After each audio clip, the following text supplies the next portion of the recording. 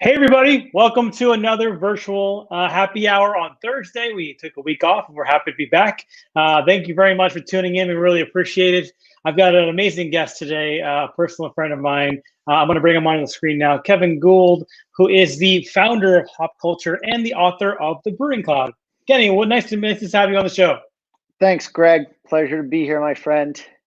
Awesome. We're super excited to talk all things about hop culture and about your book as well. That is, like I told you earlier before we started the show, something I desperately needed this last week to kind of relax and enjoy. So before we get in that, let's talk about the most important thing on the virtual happy hour is, what are you drinking? So Kenny, what do you have on your side drinking tonight? I got an Allagash White. Went with a classic. It was actually the first craft beer I ever had, the one that really blew my mind. Put it in these koozie we just made, which is that's pretty awesome. Goofy there. Yeah. But I'm a huge Allagash fan and a huge Allagash White fan. Awesome. That's what I'm drinking. What are you drinking? Very cool. Well, I'm drinking, to go to the beer cam here. I'm drinking Thomas Hooker Super Duper Double Citra. This looks like something out of Double Dare from Nickelodeon. So I'm surprised that these guys have not been sent a nice little letter from their friends from Nickelodeon there. But this is a double IPA, Citra double IPA, and Thomas Hooker is a brewery where I'm located in Connecticut, and they are a big part of what we have in Connecticut here. So if you have your beverage out there, crack your beverage here, pour it into your particular glass, drink it from the can, and we're going to do a cheers here. A recommendation, obviously, we want to, obviously during this pandemic here, we want to make sure that everyone is safe out there. So we have a special venue that we created on Untapped called Untapped at Home, and make sure you're checking your beers there. Tell all your friends you're safe and sound. So raise your glasses and cheers, everybody. Appreciate you checking us out this afternoon or evening. I would not know that's a double IPA. That's fantastic. So let's get right into it. Obviously, as we're talking with Kenny here, we have a live chat on all the platforms when you're watching. So if you have a question for Kenny, make sure to ask it there, and we'll be able to flag it and bring it up during our Q&A section. But first and foremost, if you've not heard of hop culture, maybe you lived under a rock for the last many moons. Kenny, tell us about your background here and maybe what got you into beer to start. Yeah, sure. So my background is in writing. Worked for a magazine in Manhattan called Gear Patrol for a while. But my hobby has always been craft beer from pretty early age, ever actually since I had my first Allagash White. So in 2017, I launched a free online craft beer magazine at hopculture.com. Also launched an Instagram at hopculturemag and started putting out content there just around my travels and adventures in craft beer, and people liked it, I guess. Got pretty big. So we have a weekly newsletter now. We have thrown 29 craft beer festivals around the country. We actually have our 30th coming up in August 15th. We're doing a big digital event. And I know you guys have your big digital event coming up on Saturday. So I think, it's the way of the future. So we're super excited about that. If people want to check it out, it's hopculture.com/FML2020. Nice. It's the name of the festival. Got some more information there. And then we sell a bunch of merch too. We make our own glassware and fun koozies and stuff. And we're just a bunch of rad writers running around the country, writing about beer and taking pictures of beer festivals. I think one of the cool things about hop culture, if you haven't had a chance to visit the website, is the design, the aesthetic, the appeal of beer in a different fashion. So, you have those, beer Instagrammers out there that take all these crazy photos. I'm one included, but you go to their website, you read their articles. It's a very in-depth information about beer, and also a extreme polish on it when it comes to those things. So it's really cool to have you here to talk about those things as well. Ultimately, you have these great articles on hop culture. One of my favorite articles to read is more about 48 hours in a city and you get to travel around those beers. How did that thing start? Because we were talking about this before we got on the air here. Is that I was in Pittsburgh a year ago for our 7-city tour where we do 7 cities in 7 days across the country. But your article is really kind of like 48 hours in one city, where to go. How did that idea kind of start? That's how the whole site started, actually. At this Oh, wow. point we write about a ton of stuff, but I was reading a guidebook at one point because I was going to Peru, and it was saying, like, if you go to this city, make sure you check out this, and if you go down to this part of town, make sure you check out that. And I had just moved back to Pittsburgh for grad school. It's where I'm based now. Got my black and yellow shirt representing. And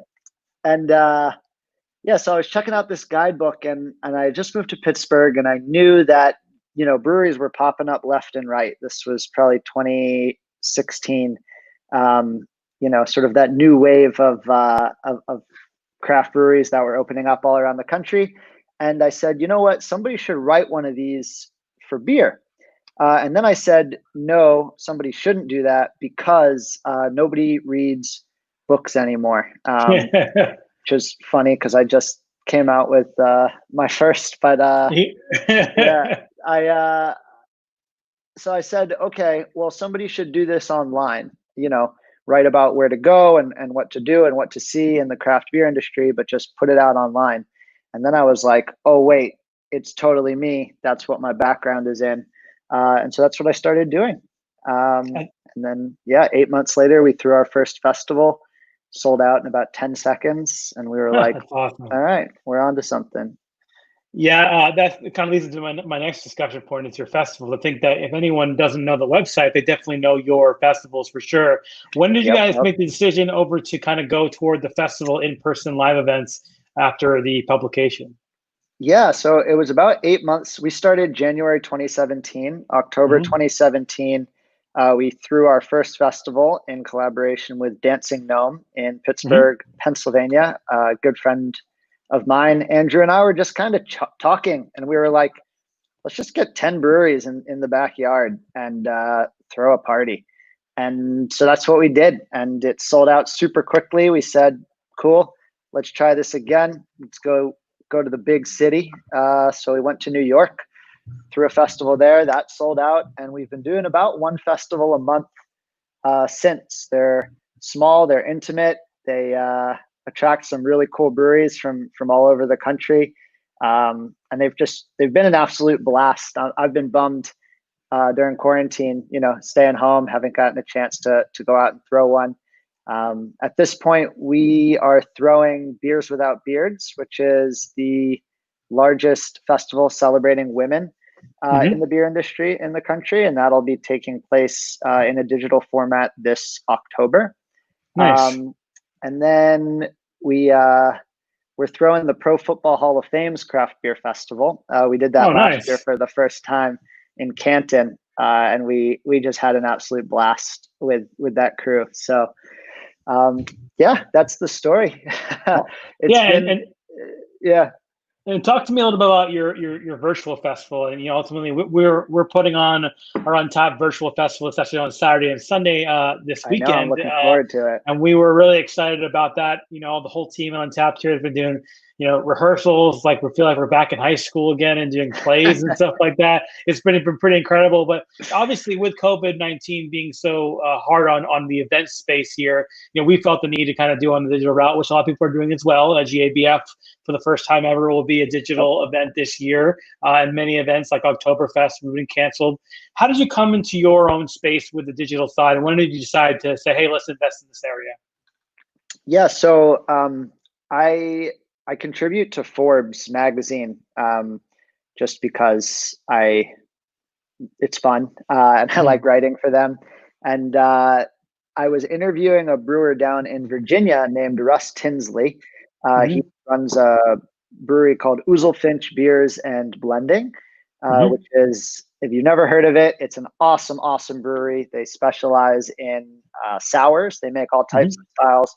their head brewer is a 24-year-old woman named Rachel Edwards, and she is an absolute brewing prodigy, if there's such a thing. She's so talented. And I was talking to Russ about something not festival related at all. He made a hire during quarantine, which I thought was pretty unusual at a time when a lot of people had to let people go. So I was interviewing him for Forbes about how he was able to pivot. And he said, "Hey, have you ever thought about throwing a virtual beer fest?" And I said, "No, I don't want to do that at all." I said, "I cannot imagine sitting in front of a computer and watching a bunch of other people who look like me drinking beer at the same time that I am." And he said, "No, that's not what I'm thinking. I'm thinking of a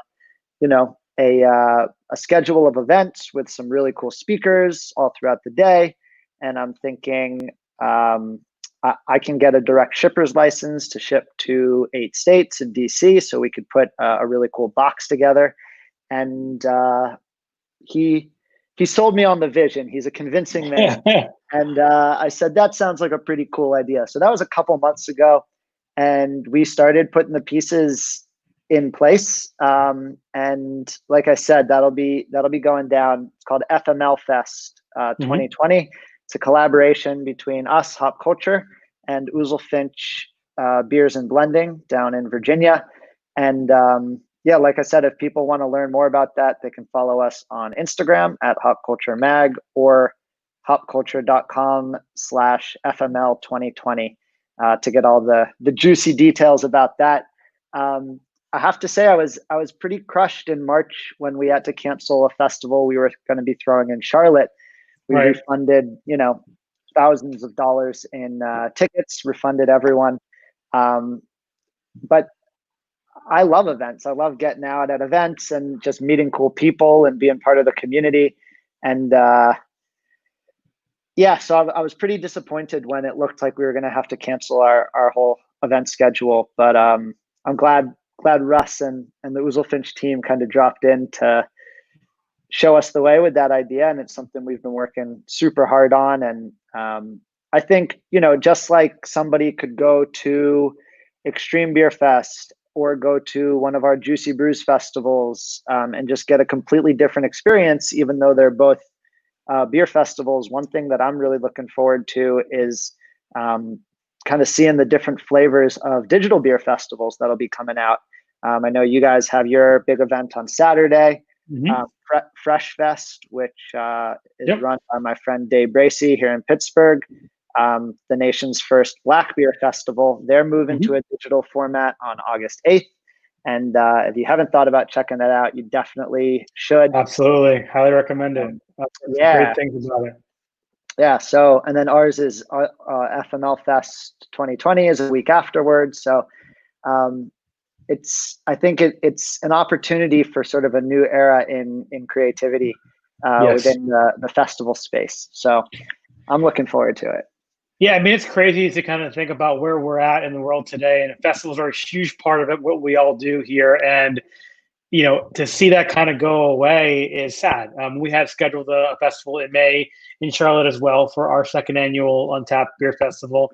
We had to postpone that, and, it doesn't look like it's probably going to happen this year anyway. I think really all events in 2020 are kind of really up in airs right now. There's not much you can do. You want to protect safety of people, and that's kind of what you have to do until this kind of COVID situation goes away. But I'm really interested as a technologist to be part of this new wave of thinking about virtual festivals, because that's a really crazy aspect of how to do things. But before we get into my thoughts there, I want to throw up another shout out on the screen here from Leanne, who's talking about her first and only event that was Hop Culture Homecoming Fest in Pittsburgh last year, and she's looking forward to FML 2020. So Leanne, thank you for writing in. Yes, we appreciate it. Leanne just ordered a book from me, actually. So thanks, Leanne. There you go. I recognize that name. She's awesome. Oh, wow. I'm glad you're here. Thank you, Leanne. We appreciate it.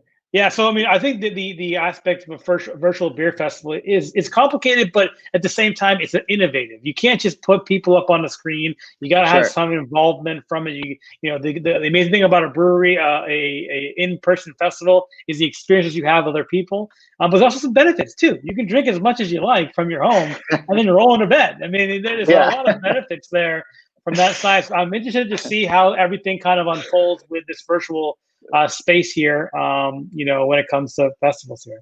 If you joined us late, we're talking to Kenny Gould. He is the founder of Hop Culture and the author of The Brewing Cloud. And that's probably a good segue into the book. I was going to raise it, but you already beat me to it. The Brewing Cloud is a collection of short stories that have been inspired from, you know, brewing events, I believe. Tell us a little bit more about how this idea came together, Kenny.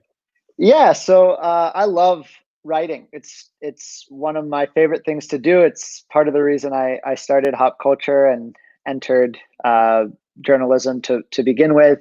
I actually got my graduate degree in fiction. I've been writing fiction, you know, mornings and nights before and after work for years and years and years. And my dad always used to say, you know, why don't you try writing for an audience? Why don't you figure out your audience first and write for an audience? And the artist in me totally rebelled at that as a teenager. And I said, absolutely not, Dad. I'm never gonna sell out my art like that. And perhaps not surprisingly, nobody read my work ever. So, you know, gained some years and some wisdom, and at some point realized that you know, I could sort of bring two of my passions together, craft beer and fiction, and that's what led me to create this bad boy. The Brewing Cloud. It's a collection of short stories. They all take place in a floating city where everyone is involved in some aspect of the beer industry. So drew a lot of inspiration from experiences that I've had with some really rad people in the beer industry, to kind of create these wacky, whimsical, fictional stories. And yeah, just had a ton of fun writing it. It's always, you know, publishing fiction is always something I have been interested in, and I had the opportunity, and it has been super cool. Wanted to shout out OMF Brewing in Denver. They just bought a couple books for their audience. So in the next week, if you go up and pick up some beer at OMF, you'll be able to get a copy. I signed them all. It took a while. I wrote something different in each one. Also want to shout out Common Space Brewing in LA. They ordered a ton of books, and I also signed all of those, which took also a really long time. Well, I thought I was the only one, Kenny, with my autographs on there. Back no, everybody gets something a little different. Everybody, Leanne got something. Yeah, but I love it, and I just really appreciate the support that I've had. You know, my intention was to put them in brewery tap rooms, and then of course COVID shut down and kind of ruined that marketing plan. So the book is available on Amazon right now. It's just search Kenny Gould or The Brewing Cloud, and you'll be able to find it. It's also on the Hop Culture website. You can order it from our web store, which is the way that I can sign it. If you want to sign it.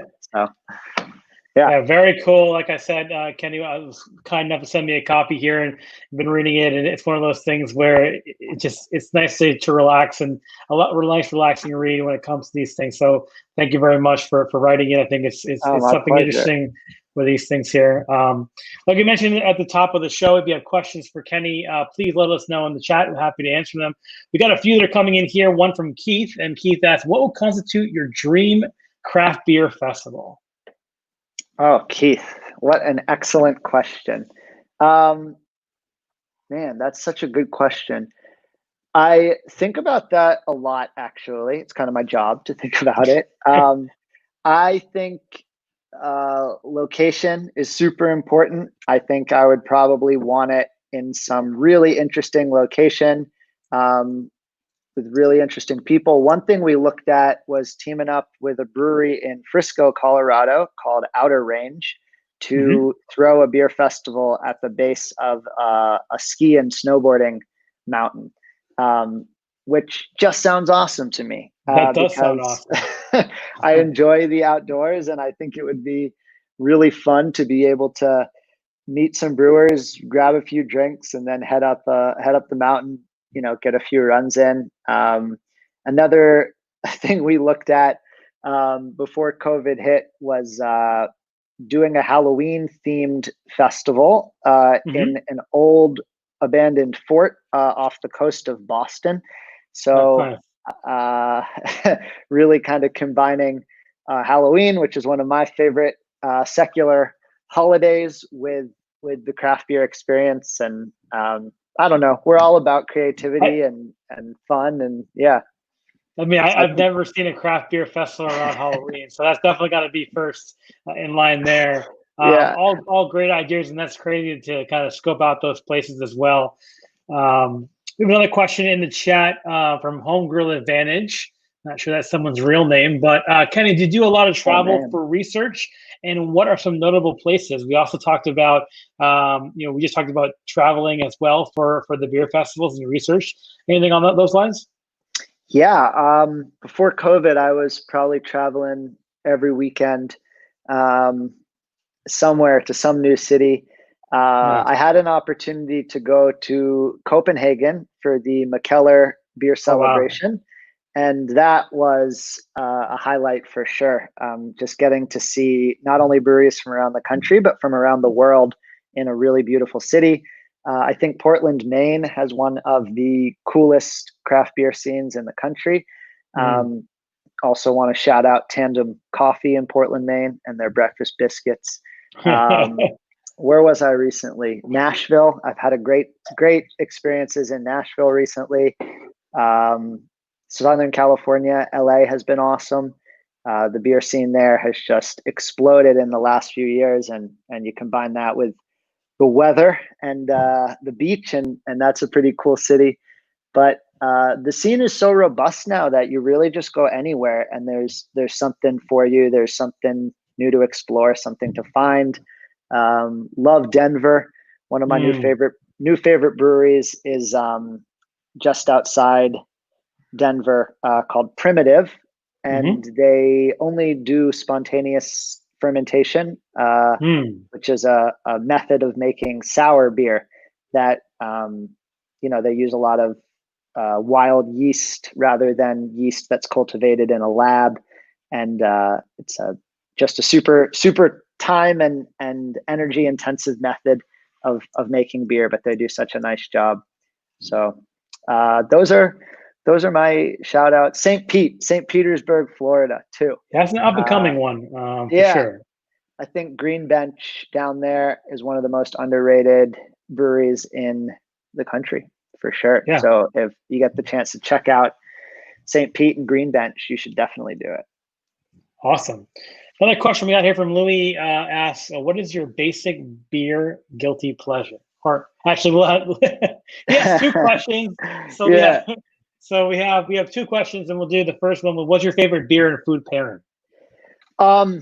It's actually, if I get asked the last meal question, it's probably what I would take. It is a Bissell Brothers beer in Portland, Maine, and there's a restaurant up there called the Thirsty Pig, and they make house-made sausages.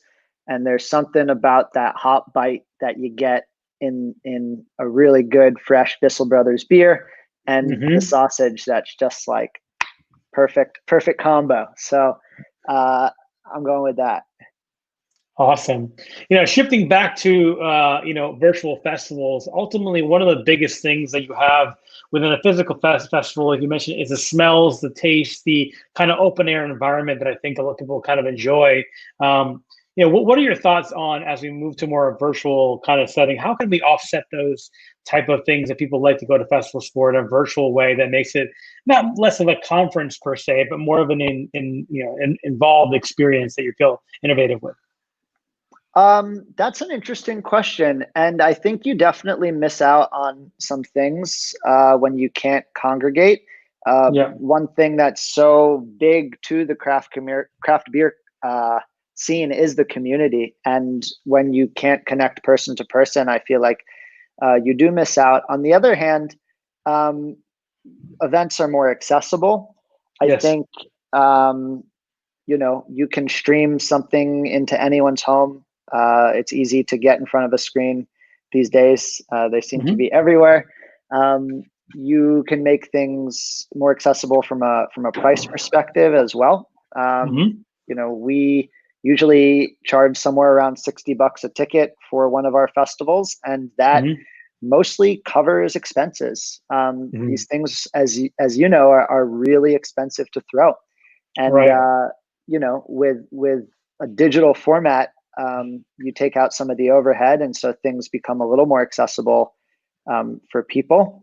Um, yeah, and then of course, just the whole digital aspect. A lot of people, a lot of friends that I have, I've met through Instagram Hmm. or through Facebook, through the Hop Culture site. People reaching out, and I think there's more of an opportunity or just a different opportunity for people to connect digitally that Hmm. at a festival you might Yeah. not get. Yeah. Yeah, we've been watching this space, obviously, and you guys probably as well, because we're putting on our own, you're putting on your own, and trying to see what people are doing out there in terms of it. And I think one of the cool things is, the accessibility part, especially with a virtual festival, is that you're able to kind of go and hop around the world. It can be in England, you can be in another country, Yeah.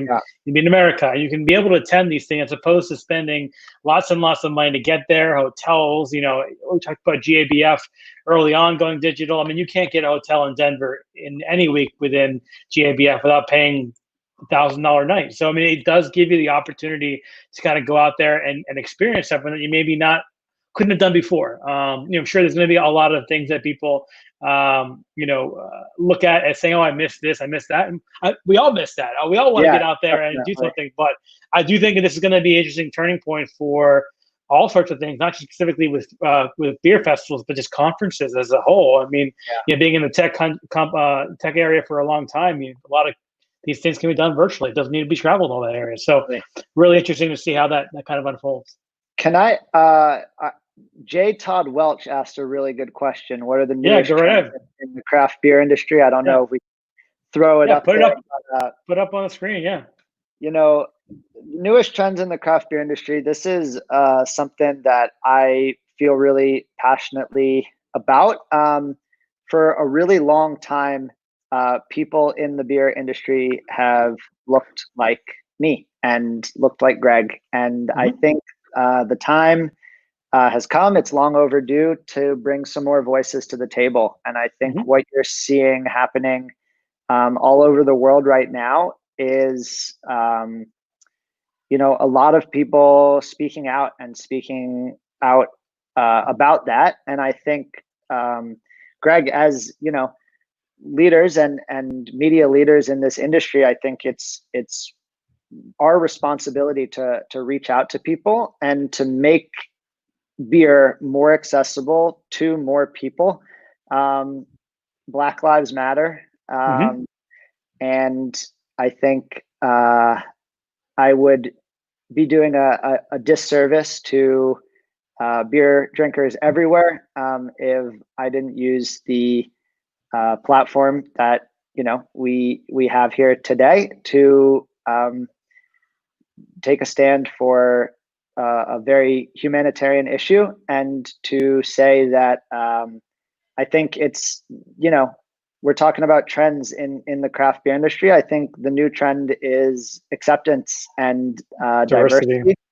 Hmm. Um, there are so many awesome breweries run by so many different types of people that come from so many different backgrounds. And when we're looking at creativity in the industry, um, I think creativity is something so personal. And the more diverse a person's background is, probably the more diverse their creativity is. And so I think by by keeping those voices out, either intentionally or unintentionally, we are doing a disservice to the community and to the vast array of potential creativity that we have. So I'm most excited for that trend in craft beer, for people to take a stand and to bring more voices in the industry to the table. We have our festival coming up, our virtual festival, and we have a couple of the people you'd probably expect to be there, like Right. Equilibrium and Great Notion and WeldWorks.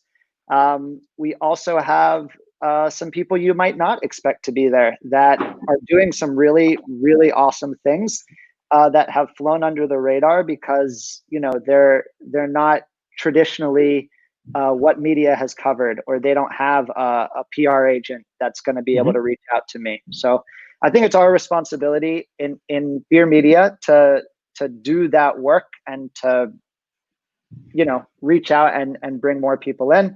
And I didn't mean to turn this into a rant, but it is No. so important. And No, it really is. Strongly about. Yeah. Yeah, So, I mean, we have the same vision over here. I think we try to use our platform the best we can to, support these things and diversity in the brewing industry. I mean, you walk into a brewery and you see pretty much people that look like me, white and a beard, and that's just what it is. So, we want to support the diversity of a lot of people out there in the beer industry, just like art, like you mentioned, the different minds coming together and basically have all the aspects that needs to be there to help us make it a better life for everybody else. And I know what it's like to drink a beer in my sense, but like somebody else's culture, somebody else's ability to grow up in a different area than I have makes it really interesting from that perspective to come together and do this. And I think that there are a lot of opportunities, a lot of women run breweries that are amazing out there that just love to see those things. But like the chat has been saying there, I couldn't say it any better. That's like the best answer. Some people might go down a route and say, hey, trends are going to be New England IPA or sours, but you took it in the right direction. I'm glad you said that for that. So, well, it's time. Yeah. Absolutely. 100% agree with that for sure. But I appreciate you being on the show, Kenny. And I want to thank you for all the great things that you said today. And definitely check out your book as well. If you haven't already, get it at Amazon, like you mentioned, and also at Hop Culture. But want to give you any opportunity to give me last second plugs for your community and the community out there, anything that you'd like to bring to the table. Yeah, definitely. Thank you so much, Greg. This is an absolute privilege. You're somebody I look up to in the industry, so it's a pleasure to be here. Got to shout out Allagash for this awesome beer that I'm drinking tonight. If you haven't checked out Hop Culture, we are on Instagram at Hop Culture Mag, MAG, like magazine. You can find me on there at Hop Culture Ken, like Kenny, my name. The website is hopculture.com. We got a sweet digital festival coming up, FML Fest 2020. You can find that at hopculture.com/FML 2020. Also, if you're looking for a really cool brewery to support, Harris Family Brewers, Tim told me they're the first Black-owned brewery in Pennsylvania, and they just hit their Kickstarter goal yesterday. So that's awesome. It's amazing to me that in the entire Commonwealth, we don't have another one, but it'll be the first. And like I said, it's a long time coming. So hopefully not the last. That's for sure. Yeah, hopefully not the last. Cool. Yeah. Well, thanks so much, Greg. This has been a pleasure. Thanks, Kenny, as always, for being on there. We'll see you soon. Thanks. Thanks, everybody, for watching. Just want to give you a few updates on some things with the Untapped TV platform.